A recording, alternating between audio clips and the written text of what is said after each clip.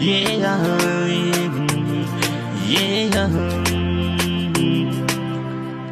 Maneno sisikii, najua yatakwisha.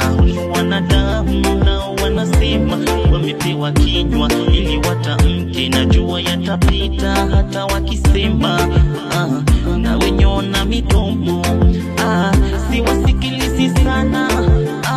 Mimi ninasonga mbele, najua yatapita maneno yo machafu, kwani yatakwisha.